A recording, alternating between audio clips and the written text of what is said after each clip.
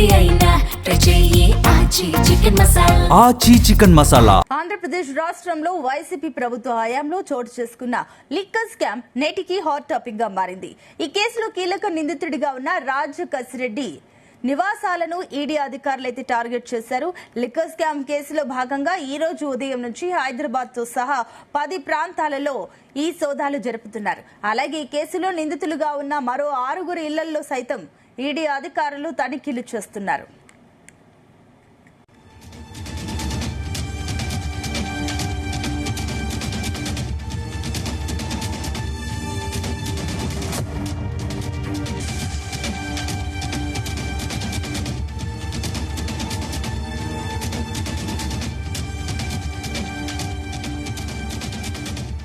గతంలో ఏపీ పోలీసుల ప్రత్యేక దర్యాప్తు బృందం దాఖలు ఈడీ ఈ మనీ లాండరింగ్ కేసును నమోదు చేసింది. మద్యం కంపెనీల నుంచి ముడుపుల రూపంలో వసూలు చేసిన సుమారు 3,500 కోట్ల అవినీతి సొమ్మును బినామీ సంస్థలు, షెల్ కంపెనీలు మరియు హవాలా నెట్వర్క్ ద్వారా రియల్ ఎస్టేట్, జ్యువెలరీ రంగాల్లోకి మళ్లించారని బలమైన అనుమానాలతో ఈ దాడులు జరుగుతున్నాయి. ప్రస్తుతం కొనసాగుతున్న ఈ సోదాల్లో కీలక డిజిటల్ డివైజ్లు, బ్యాంకు లావాదేవీల పత్రాలు మరియు భారీ ఆస్తుల డైవర్షన్ డాక్యుమెంట్లను అధికారులు స్వాధీనం చేసుకున్నట్లు సమాచారం.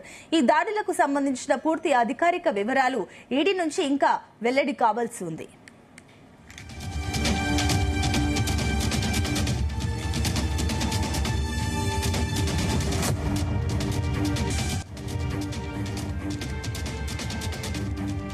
ఇదే అంశానికి సంబంధించి మరిన్ని డీటెయిల్స్ మా కరెస్పాండెంట్ నాగేశ్వరరావు అందిస్తారు. నాగేశ్వరరావు, ఆంధ్రప్రదేశ్ రాష్ట్రంలో ఈ ఎన్డీఏ కూటమి అధికారంలోకి వచ్చిన దగ్గర నుంచి కూడా ప్రధానంగా ప్రతిరోజు కూడా సైలెంట్ గా నిలుస్తున్న ఏకైక అంశం లిక్కర్ స్కామ్ కేసుకు సంబంధించి అయితే ఈ ఆంధ్రప్రదేశ్ లిక్కర్ స్కామ్ కేసులకు సంబంధించి అయితే కీలక పరిణామం చోటు చేసుకుందని చెప్పుకోవచ్చు.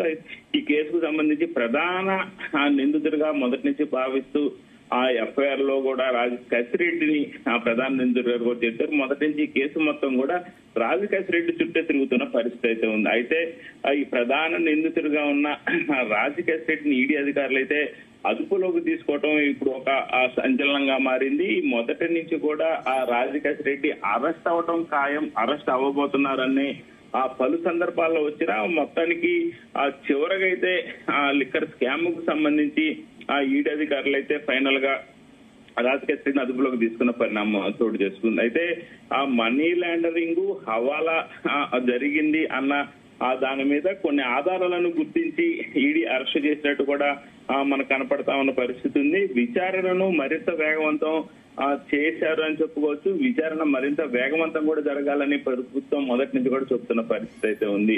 ముఖ్యంగా తెలుగు రాష్ట్రాల్లోని పలు ప్రాంతాల్లో ఈడీలు అయితే సోదాలు నిర్వహించింది. అటుపక్క హైదరాబాద్ లో ఏకంగా 10 చోట్ల ఏకకాలంలో ఈడీ అధికారులు సోదాలు నిర్వహించిన పరిస్థితి ఉంది.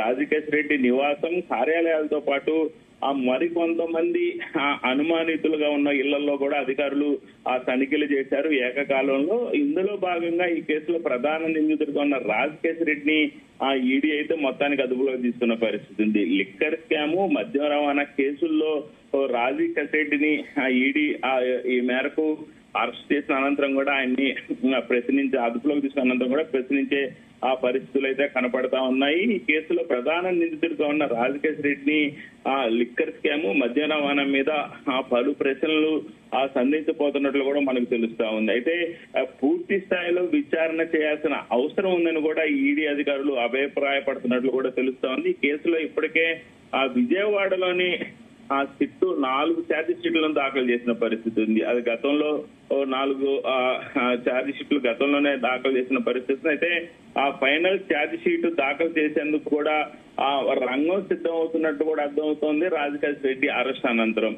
అయితే కొంతమేరకు ఈ లిక్కర్ స్కామ్ కు సంబంధించి కూడా మొదటి నుంచి రాష్ట్ర మాజీ ముఖ్యమంత్రి, వైఎస్ఆర్సీపీ పార్టీ అధినేత జగన్మోహన్ రెడ్డి కూడా కొంతమేరకు ఉచ్చు బిగుస్తుందంటూ కూడా కొంత సోషల్ మీడియాలో గత రాత్రి నుంచి కూడా హల్చల్ అవుతున్న పరిస్థితి అయితే ఉంది.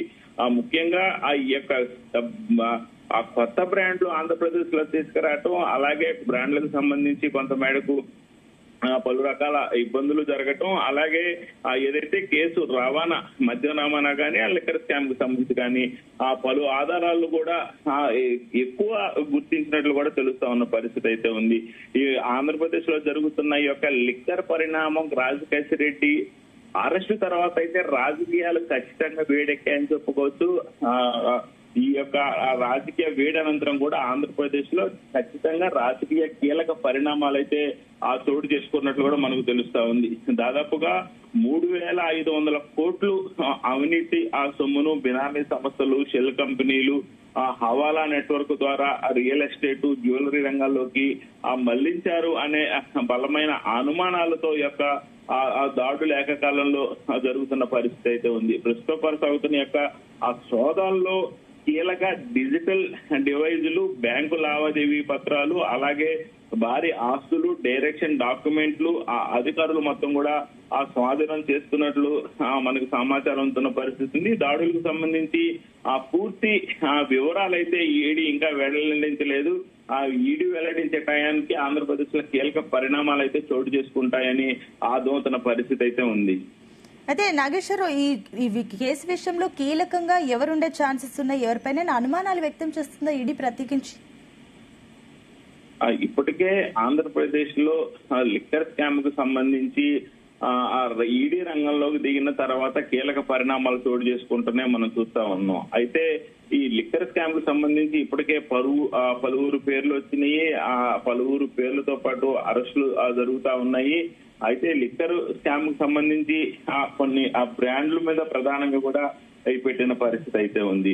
ముఖ్యంగా రాజకీయాలను ఒక కుదుపుతుంది ఈ లిక్కర్ స్కామ్ అనేది ఖచ్చితంగా జరుగుతున్న విషయం. ఆంధ్రప్రదేశ్ లో ఎన్డీఏ కూటమి అధికారంలోకి వచ్చిన తర్వాత కూడా ప్రధానంగా పలు సందర్భాల్లో పలు ప్రాంతాల్లో ఎక్కడ ఎటువంటి రాజకీయ నాయకులకు సంబంధించి పొరపాటును కూడా లిక్కర్ స్కామ్ మాట్లాడుకొని రోజంటూ లేవని చెప్పుకోవాలి. అయితే రాజకీయ మొత్తంగా కూడా ఆంధ్రప్రదేశ్ లో గత కొద్దికాలుగా కూడా పద్ధతితో ఉన్న నేపథ్యంలో నేడు ఒకసారి రాజకేశ్ రెడ్డి అరెస్టుతో వైఎస్ఆర్సీపీ ప్రభుత్వ హయాంలో జరిగిన కొంతమేరకు ఈ కార్యకలాపాలు మొత్తం కూడా అవినీతిగా బయటపడుతున్న పరిస్థితి. 3,500 కోట్లు అవినీతి జరిగిందంటూ కూడా ఆరోపణలు వచ్చిన పరిస్థితి. ఈ కేసులో ఇప్పటికే చెవిరెడ్డి భాస్కర్ రెడ్డి, మిథున్ రెడ్డి, జోగి రమేష్, అలాగే ఈడీ ఇప్పుడు అరెస్ట్ చేసిన అనంతరం కూడా రాజ్యసభ చేసిన అనంతరం కూడా జగన్మోహన్ రెడ్డి పేరు కూడా కనిపించే అవకాశాలు ఎక్కువ కనపడతా ఉన్నాయని కూడా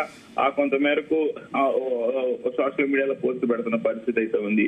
ఈ యొక్క కుంభకోణానికి సంబంధించి మనం చూసుకుంటే గతంలో మద్యం కుంభకోణం ఆమ్ ఆద్మీ పార్టీ ఆమ్ ఆద్మీ పార్టీ అధినేత మాజీ ముఖ్యమంత్రి కేజ్రీవాల్ అరెస్టు, అలాగే తెలంగాణలో కేసీఆర్ పుత్రు కవిత అరెస్టు, ఆమ్ ఆద్మీ పార్టీకి సంబంధించిన పలు కీలక మంత్రులు కూడా అరెస్ట్ అయిన పరిస్థితి ఉంది. అలాగే ఆంధ్రప్రదేశ్ లో కూడా ఖచ్చితంగా